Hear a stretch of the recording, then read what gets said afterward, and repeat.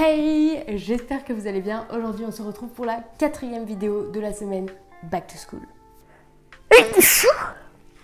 Dans cette vidéo, comme vous avez pu lire dans le titre, je vais vous présenter mes essentiels de la rentrée, que ce soit ce que j'amène en cours ou ce que j'utilise plus ou moins au quotidien. C'est un peu une vidéo fourniture scolaire upgradée à la version genre ça fait 4 ans que je suis en études supérieures quoi.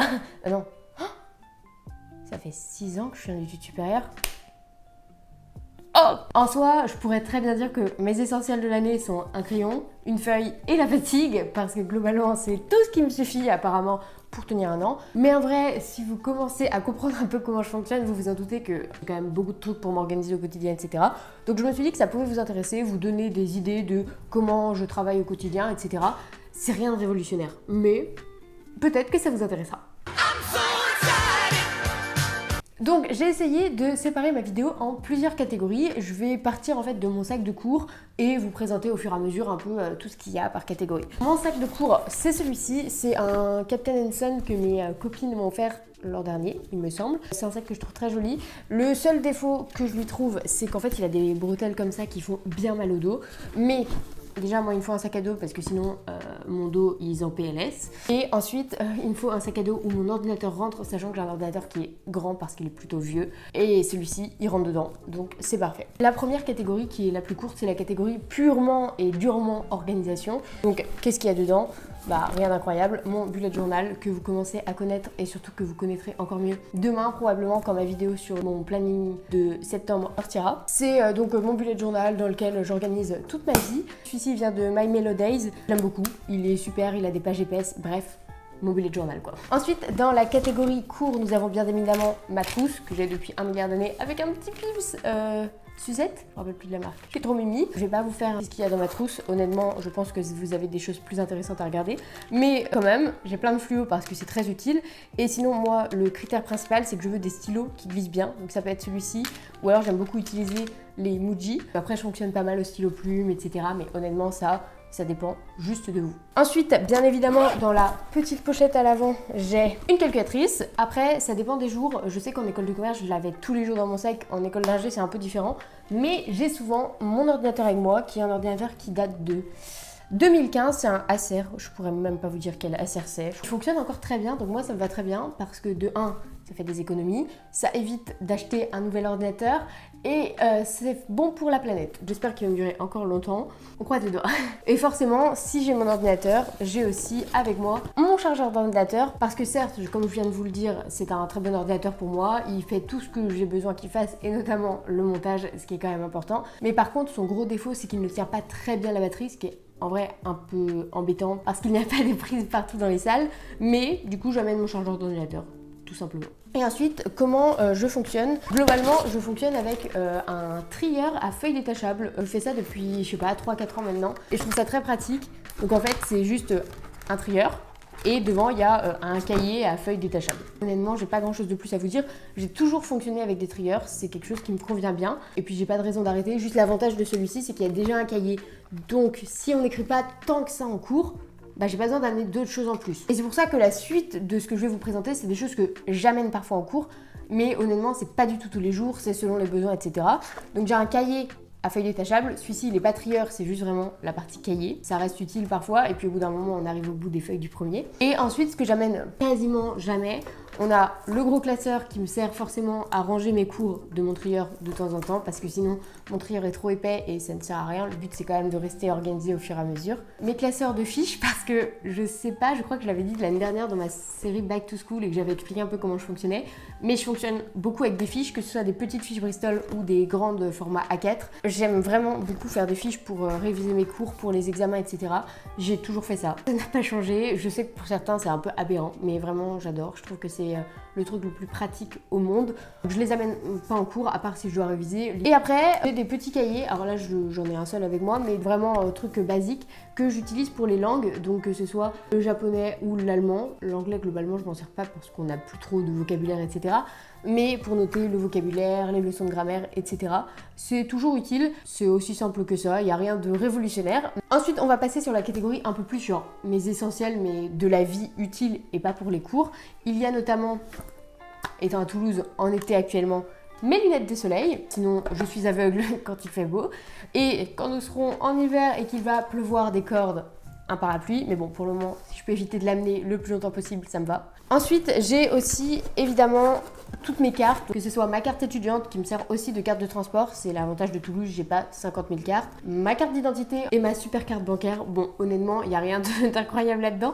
J'ai vraiment l'impression que la moi, il y a 10 ans, serait trop contente de faire cette vidéo. Et là, je la fais et je me dis, est-ce que c'est intéressant? Je sais pas. Ensuite, nous avons bien entendu des écouteurs. Moi, j'ai vraiment encore des écouteurs filaires. Je suis de la team des années passées. En fait, non, c'est juste que ça marche très bien et que si je peux éviter d'acheter de nouveaux trucs, ça m'arrange. Ensuite, là, j'en ai pas dans mon sac, mais normalement, j'ai toujours un paquet de mouchoirs parce que mon intro le dit en long, en large et en travers. Je passe mon temps à éternuer et à être enrhumée. J'espère que ça n'arrivera pas cette année, mais bon, voilà. Ensuite, nous avons les clés de l'appartement, du vélo, etc. C'est quand même des trucs qui sont plutôt importants. Après, un peu dans la même veine, des choses utiles mais que j'amène pas en cours parce que ça pèse trop lourd ou que globalement il y a peu d'intérêt à part m'encombrer. On a mon surélévateur d'ordi. En gros, c'est un truc comme ça sur lequel on pose l'ordinateur et ça permet d'avoir l'écran en face de notre vision, ce qui évite de se tordre le dos.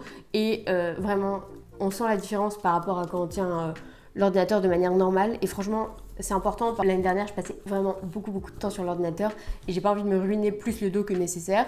Et du coup, souvent quand j'utilise mon surélévateur, j'ai besoin d'un clavier.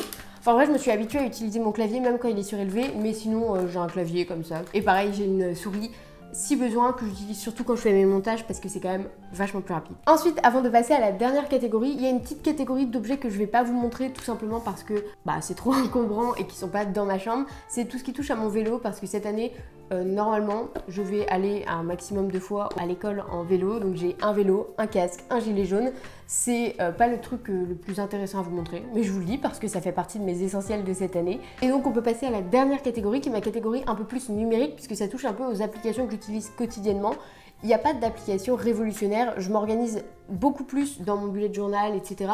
que sur mon téléphone. J'essaye d'éviter de m'organiser entièrement sur les écrans, mais évidemment j'utilise quand même des applications qui peut-être vous seront utiles. Déjà, une application que vous connaissez probablement, j'utilise beaucoup quotidiennement, Lydia. Globalement, c'est une application sur laquelle on peut se faire des virements instantanés avec des amis, etc. Et dans les écoles d'ingé ou les écoles de commerce, souvent ils utilisent soit Lydia, soit Pumpkin. Donc en fait, c'est hyper pratique et surtout c'est un peu nécessaire pour tout payer, que ce soit aux soirées, mais aussi les adhésions, etc. Donc c'est très pratique. Ensuite, j'utilise une application dont je vous avais déjà parlé il y a plus d'1 an maintenant, je pense. C'est l'application TreeCount. Donc en fait, c'est une application sur laquelle, quand vous êtes un groupe de personnes et que vous allez passer du temps ensemble et faire des dépenses ensemble, c'est hyper pratique puisqu'en fait, dès que vous dépensez quelque chose pour d'autres gens, vous le notez dans l'application et au fur et à mesure, il va y avoir ce que vous devez aux autres, ce que les autres vous doivent et soit si c'est un voyage avec une durée terminée, à la fin, tout le monde rembourse tout le monde. Soit si par exemple vous êtes en colocation, et la personne qui est la plus en dette paiera les prochaines courses pour équilibrer, etc.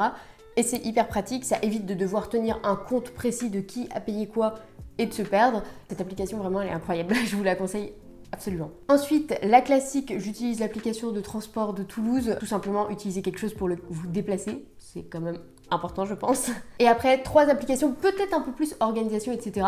Il y a Notion. Alors Notion, je l'utilise très peu honnêtement, je l'utilise juste parce que je vous l'ai présenté il y a 3-4 jours. Avec ma coloc, on a fait un Notion de la coloc pour noter tout ce qu'on a amené, pour noter un calendrier, etc. C'est pas un truc giga organisé comme on peut voir avec des gens qui font un Notion tour, etc. Non, non, moi c'est juste le truc basique pour avoir les infos principales que j'utilise pas au quotidien mais qui est pratique. Et un peu de la même manière, j'ai utilisé cette année Hello. Je suis pas sûre que je vais continuer à l'utiliser parce que honnêtement, j'en ai pas trop l'utilisation. Mais ça, c'est très bien pour tout ce qui est gestion de projet, etc. Puisqu'en fait, ça fonctionne par colonne. Vous pouvez mettre l'état d'un projet dans les différentes colonnes, le déplacer au fur et à mesure, etc. C'est vraiment pratique pour la gestion de projet quand on est en groupe, etc. Mais je pense que cette année, ça me servira pas trop. Et enfin, j'ai évidemment toutes les applications Doc, Sheet, Slide, Google Drive, etc. qui sont très utiles pour le coup. Je pense que vous les connaissez déjà. J'allais dire que je pensais vous avoir fait le tour de mes essentiels de la rentrée, mais j'ai évidemment oublié quelque chose de très important, surtout quand il fait ces chaleurs. Oups, la gourde, parce que franchement, impossible de se passer d'une gourde. Il faut s'hydrater, ça permet de mieux travailler et ça permet de ne pas mourir de déshydratation. D'ailleurs, j'ai soif. Et juste en plus c'est pratique parce que j'ai des petites pochettes sur les côtés de mon sac, donc je peux très bien mettre ça ici. C'est toujours à prendre une gourde avec vous pour s'hydrater parce que ça évite d'utiliser des gobelets en plastique, etc. Et je pense que cette fois j'ai vraiment fait le tour. Alors c'est une vidéo que je n'ai jamais faite et que je pensais jamais faire sur ma chaîne, mais je me suis dit que au-delà d'être des fournitures scolaires, parce que c'est pas vraiment ça, ça vous permet aussi de visualiser un peu comment je m'organise et peut-être de vous donner des petites idées. Je pense qu'il n'y a rien de révolutionnaire dans ce que j'ai fait, mais j'espère que ça vous a plu. N'hésitez pas à me le dire en commentaire, vous savez que ça soutient beaucoup la chaîne et d'ailleurs je remercie tous les gens qui commentent les vidéos de cette semaine.